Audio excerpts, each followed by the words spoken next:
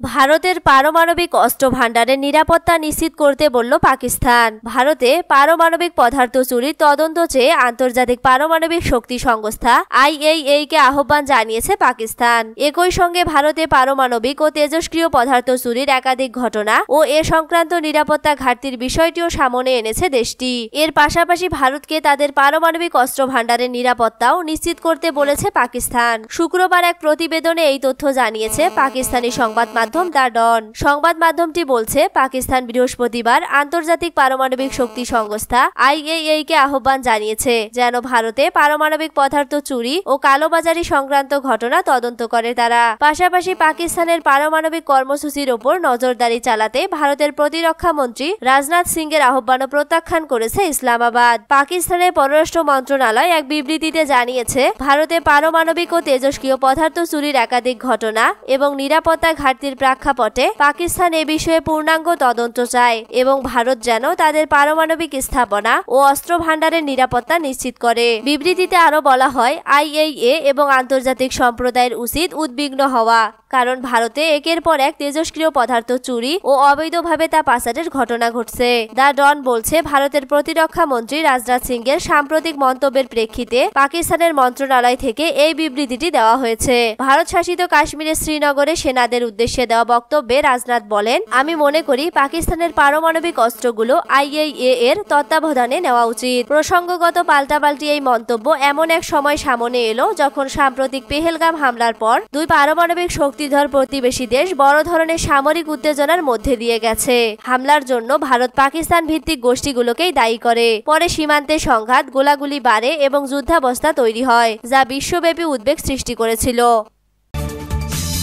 কাশ্মীরে আবারও সেনাবাহিনীর সঙ্গে বন্দুকযুদ্ধ, নিহত 3। জম্মু ও কাশ্মীরে যৌথ বাহিনীর সঙ্গে সন্ত্রাসীদের বন্দুকযুদ্ধ হয়েছে। এ ঘটনায় 3 সন্ত্রাসী নিহত হয়েছেন। বৃহস্পতিবার NDTVর এক প্রতিবেদনে এ তথ্য জানানো হয়েছে। প্রতিবেদনে বলা হয়েছে, জম্মু ও কাশ্মীরের পুলওয়ামা জেলার আওয়ান্তিপুরার নাদের ও ত্রাল এলাকায় আজ ভোরে পুলিশ ও সেনাবাহিনীর যৌথ অভিযানে 3 সন্ত্রাসী নিহত হয়েছেন। নিরাপত্তা বাহিনীর সঙ্গে তীব্র গোলাগুলির পর এই সন্ত্রাসীরা নিহত হয়। জানা গেছে, এই 3 সন্ত্রাসী একটি আবাসিক বাড়িতে লুকিয়েছিল এবং তারা খুব বেশি প্রতিরোধ গড়ে তুলতে পারেনি। গত 48 ঘন্টায় এটি জম্মু ও কাশ্মীরের নিরাপত্তা বাহিনীর সঙ্গে সন্ত্রাসীদের দ্বিতীয় বড় সংঘর্ষ।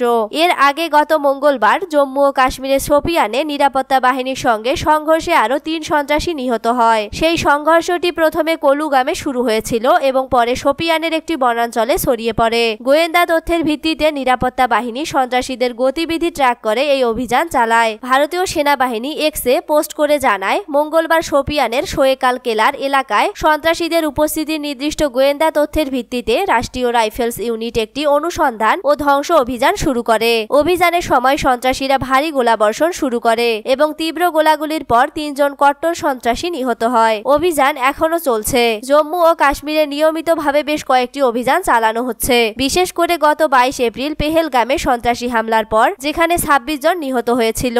এই হামলার জবাবে ভারত 7 মে অপারেশন সিঁদুর শুরু করে, যার লক্ষ্য ছিল পাকিস্তান ও পাকিস্তান অধিকৃত কাশ্মীরে POK 9টি সন্ত্রাসী ঘাঁটি ধ্বংস করা। এই অভিযানের ফলে ভারত ও পাকিস্তানের মধ্যে দ্বিপাক্ষিক উত্তেজনা বৃদ্ধি পায় এবং পাল্টাপাল্টি হামলার ঘটনা ঘটে।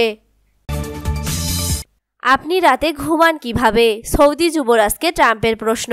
মার্কিন প্রেসিডেন্ট ডোনাল্ড ট্রাম্প তার দ্বিতীয় মেয়াদেও প্রথম বিদেশ সফর করলেন সৌদি আরবে। দেশটির যুবরাজ মোহাম্মদ বিন সালমান MBBS এর প্রতি অকুণ্ঠ প্রশংসা জানালেন তিনি। রিয়াদে বিশ্বের শীর্ষ ব্যবসায়িক নেতাদের এক সম্মেলনে বক্তব্য রাখতে গিয়ে ট্রাম্প মজা করে যুবরাজকে প্রশ্ন করেন, মোহাম্মদ, আপনি রাতে ঘুমান কিভাবে? কি অবিশ্বাস্য কাজ আপনি করেছেন? ট্রাম্প বলেন, তিনি রাতে আমাদের মতোই বিছানায় গড়াগড়ি করেন, ভাবেন আর কিভাবে উন্নতি করব।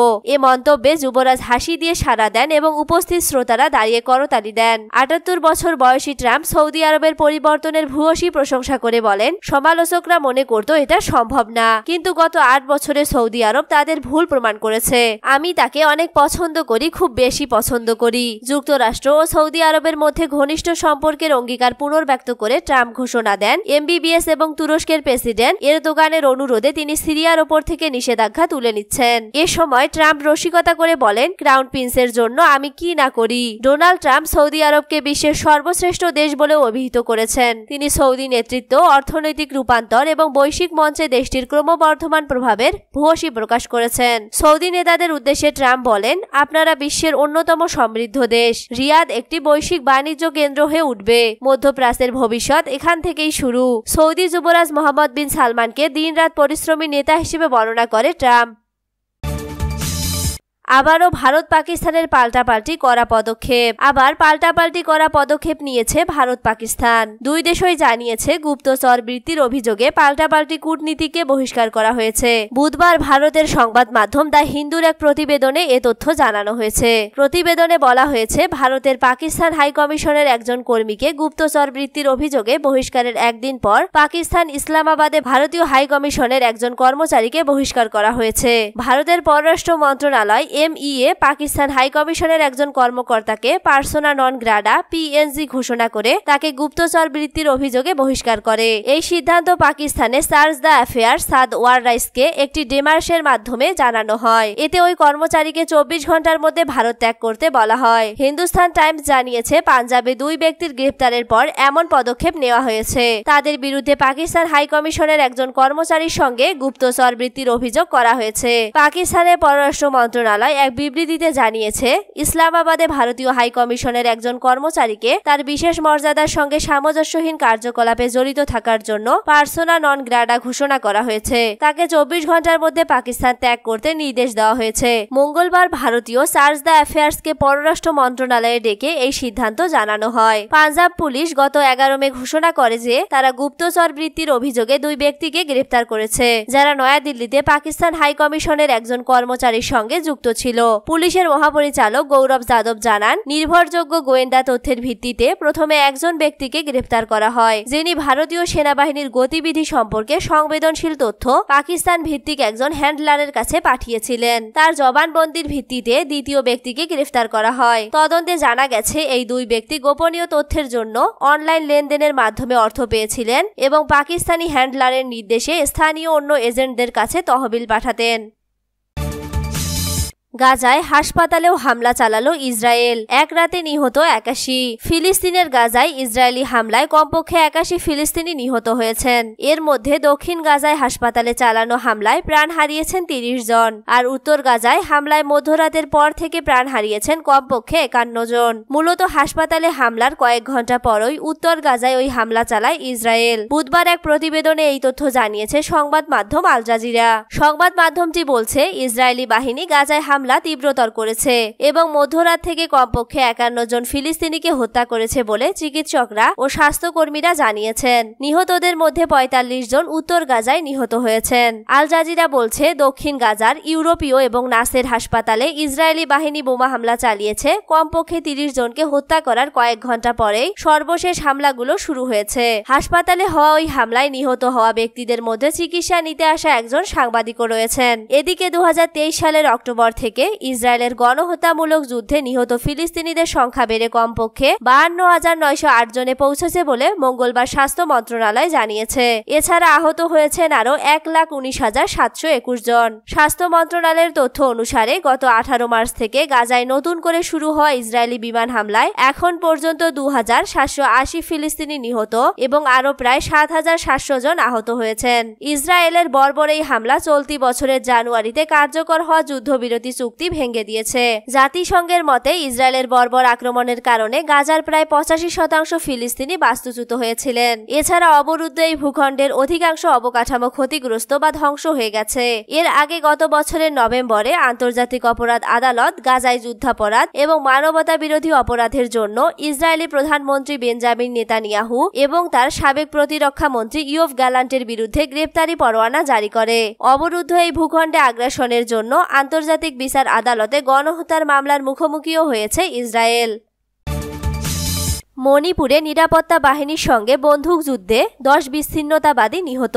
ভারতের উত্তর পূর্বাঞ্চলীয় রাজ্য মণিপুরের চান্দেল জেলার আধা সামরিক বাহিনী আসাম রাইফেলস এর অভিযানে 10 বিচ্ছিন্নতাবাদী নিহত হয়েছেন। এছাড়া তাদের কাছ থেকে বিপুল পরিমাণ অস্ত্র ও গোলাবারুদ জব্দ করা হয়েছে।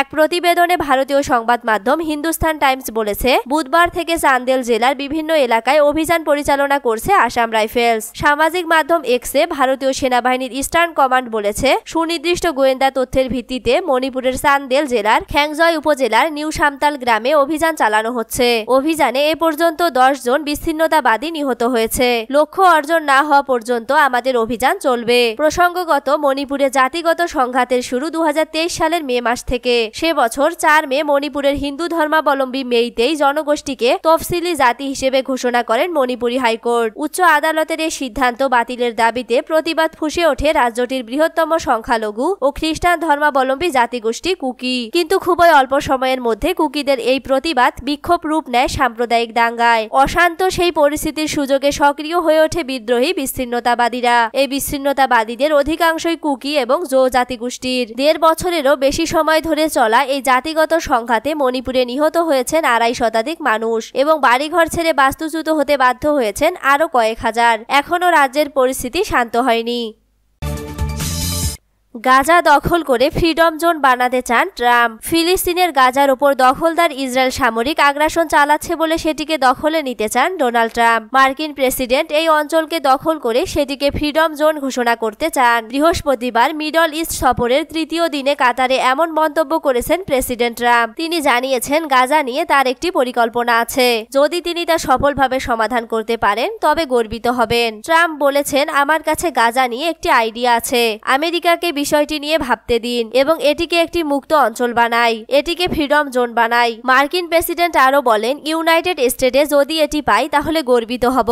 আমেরিকা এটিকে নিয়ে নিক, দখল করুক এবং এটিকে ফ্রিডম জোন বানাক। এর আগে সফরে তিনি আঞ্চলিক নিরাপত্তা ইস্যুতে ট্রাম্প আবারও ইরানের বিরুদ্ধে কঠোর হুঁশিয়ারি উচ্চারণ করেন। তিনি বলেন, ইরান যদি নতুন পারমাণবিক চুক্তিতে রাজি না হয় তবে তার দেশের বিরুদ্ধে আবারও ব্যাপক সর্বোচ্চ চাপ প্রয়োগ করা হবে। ট্রাম্প আরো বলেন, আমি ইরানের তেল রপ্তানি শূন্যে নামিয়ে আনবো। সময় খুব কম, তাদের এখনই সিদ্ধান্ত নিতে হবে। যদিও ট্রাম্পের চলমান মধ্যপ্রাচ্য সফরে ইসরায়েল সফরের কোনো কর্মসূচি নেই, তবে তার বক্তব্য স্পষ্ট, এই অঞ্চলের কূটনীতিতে তিনি দ্বিতীয় মেয়াদেও সক্রিয় ভূমিকা রাখতে আগ্রহী। তবে গাজা যুদ্ধের কারণে ইসরায়েল সৌদি সম্পর্ক স্বাভাবিক করার আলোচনা বর্তমানে স্থবির হয়ে আছে।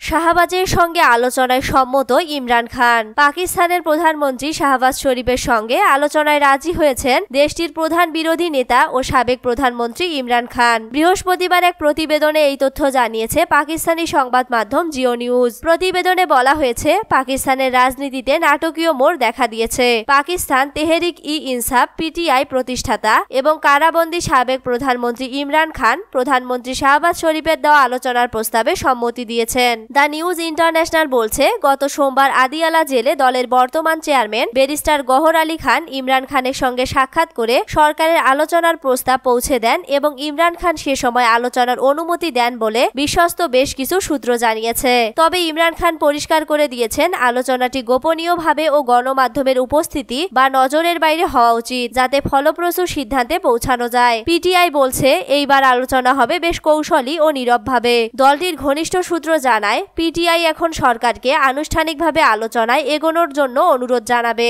তাদের অভিমত, অতীতে আলোচনার প্রয়াস গণমাধ্যমে অতিরিক্ত প্রচারের কারণে ব্যর্থ হয়েছে, তাই এবার তারা চান টেকসই পরিবেশে এই আলোচনা হোক। দ্য নিউজকে ব্যারিস্টার গহর জানান, তিনি প্রধানমন্ত্রীর প্রস্তাব ইমরান খানের কাছে পৌঁছে দিয়েছেন, তবে আলোচনার বিষয়বস্তু নিয়ে তিনি কিছু বলতে রাজি হননি। তার ভাষ্য, আমাদের মধ্যে কি আলোচনা হয়েছে তা আমি বলতে পারি না। এর আগে সম্প্রতি পাকিস্তানের জাতীয় পরিষদে দেওয়া এক বক্তব্যে প্রধানমন্ত্রী শাহবাজ শরীফ পিটিআইকে জাতীয় সংলাপে যোগ দেওয়ার আহ্বান জানান। ব্যারিস্টার গহর সেই প্রস্তাবকে স্বাগত জানালেও পিটিআই স্পষ্ট করে জানায়, ইমরান খানের সম্মতি ছাড়া কোনো অগ্রগতি সম্ভব নয়। পিটিআই এর সূত্র থেকে আরো জানা গেছে, ইমরান খান চান আলোচনায় সেনাবাহিনীর সমর্থন থাকুক। একটি সূত্র আরো জানিয়েছে, প্রক্রিয়াটি সহজ করার জন্য ইমরান প্রতিষ্ঠানের প্রতিনিধির সঙ্গেও দেখা করতে প্রস্তুত।